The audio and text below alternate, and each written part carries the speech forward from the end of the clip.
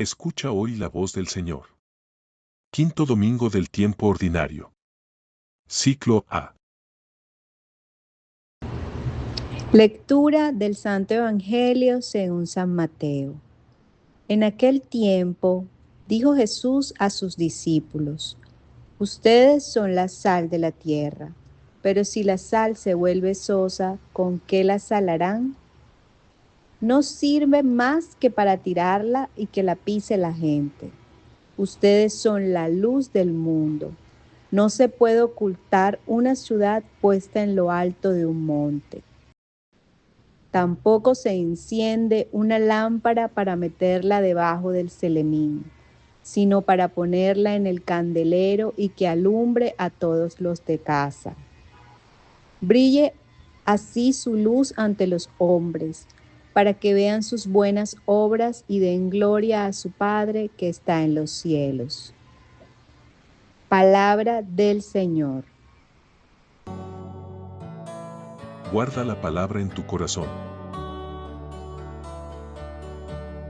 Chers frères et sœurs, aujourd'hui, dimanche, cinquième dimanche du temps ordinaire de l'année A, les lectures que nous avons entendues pour ce dimanche, pour notre méditation, nous posent une question.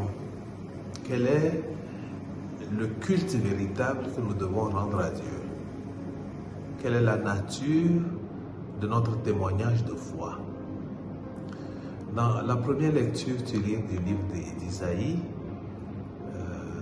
on peut se rendre compte que cette question taraudait l'esprit déjà des prophètes, mais surtout Isaïe qui demande et qui situe la nature du culte à rendre à Dieu. Et ce n'est pas des pratiques égocentrées que nous devons prendre pour nous-mêmes et dire « Ah ben je m'améliore ici, je deviens meilleur ». C'est bon de devenir meilleur. C'est bon, comme notre temps aujourd'hui, on parle de développement personnel, tout ça c'est excellent. Mais quel est le sens de tout ce culte si il n'est pas dirigé dans la construction du lien social? C'est ça la grande question. Et donc le prophète Isaïe va donner quelques indications importantes au peuple. Ne te dérobe pas à celui qui a faim, ne détourne pas la tête quand l'on a faim. Si tu veux rendre un culte à Dieu, voilà ce que tu dois faire. Ne détourne pas ton visage. Partage ton pain avec celui qui a faim. Couvre celui qui est nu, celui qui est sans vêtements. Alors, quand on poursuit sur cette lancée, on se rend compte que dans l'évangile de ce jour, Jésus va donner quelques titres, ces trois paraboles.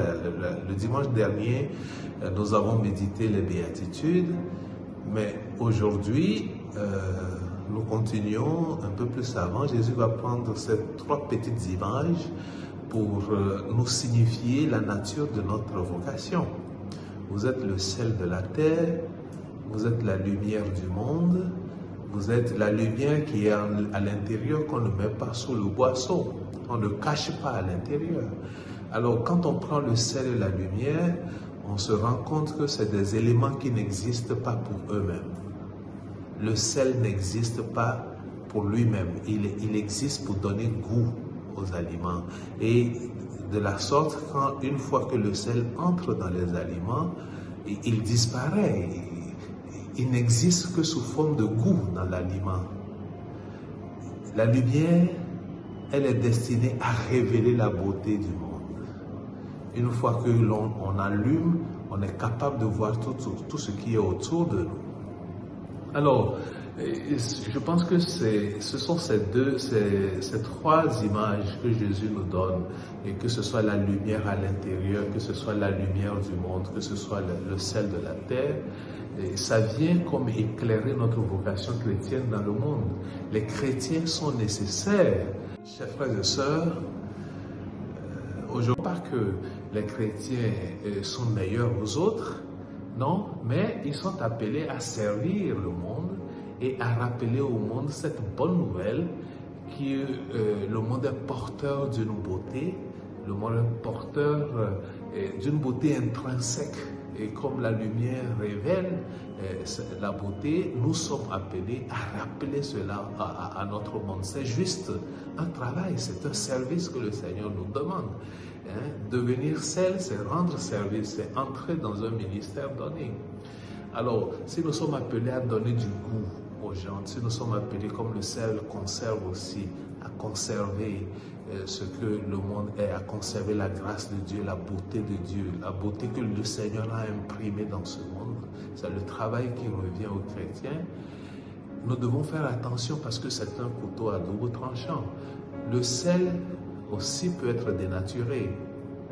Alors, il y a une expérience qui se fait sur les rives de la mer Morte.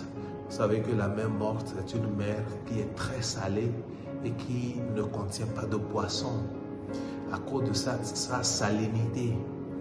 Et donc, quand ce sel se déverse sur les rives de la mer Morte et que le sel est soumis aux intempéries du temps, le soleil, la pluie, ce sel-là devient fade et ne sert plus à rien. On le jette, on le piétine. Voilà. Parfois, le chrétien peut être soumis aussi aux intempéries du moment, au slogan du moment. Aujourd'hui, on a différentes formes de culture qui émergent.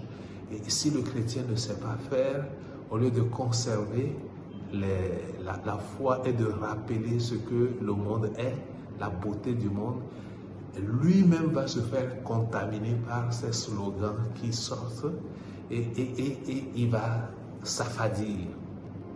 Et voilà, donc c'est le premier avertissement que le Seigneur nous donne. Mais le deuxième avertissement aussi est lié un peu à ce qui se faisait dans le temps,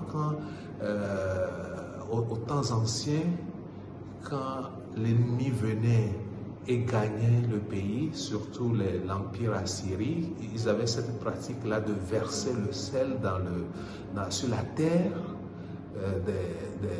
des vaincus pour que rien ne pousse sur cette terre. Donc, le sel a cette fonction de stérilisation aussi. Le sel peut stériliser. Alors, on peut se demander, mais comme sel de la terre, est-ce que nous-mêmes chrétiens, en approchant d'autres, nous ne stérilisons pas leur vie à un moment donné? On dit, tout ce qu'ils touchent meurt.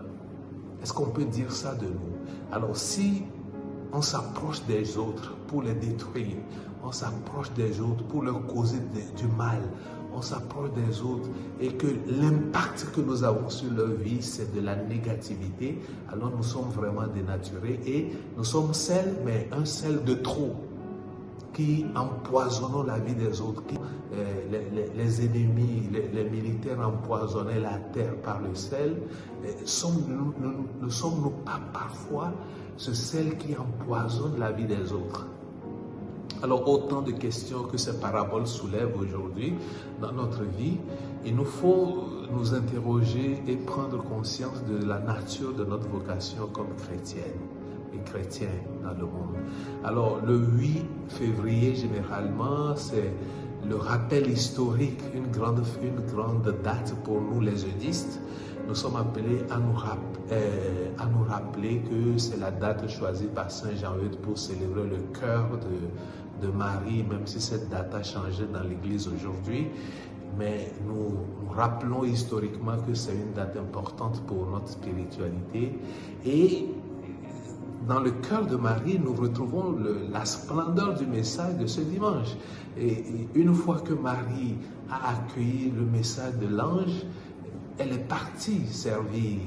Elle a grimpé les montagnes de Judée pour aller chez sa cousine Élisabeth. Vous voyez, le culte à rendre à Dieu, c'est l'attention du service pour le monde. Et c'est en Marie que nous trouvons le vrai culte, le modèle de ce culte-là, et qui va générer non seulement le service, l'annonciation, va générer non seulement le service, mais ça va générer la louange dans le Magnificat de Marie. Alors, vous trouverez ce beau texte chez Jean-Eudes, le Magnificat composé par Saint Jean-Eudes que nous sommes appelés à revisiter en ce dimanche. Je vous souhaite un très très bon dimanche Que le Seigneur vous bénisse au nom du Père et du Fils et du Saint-Esprit. Amen.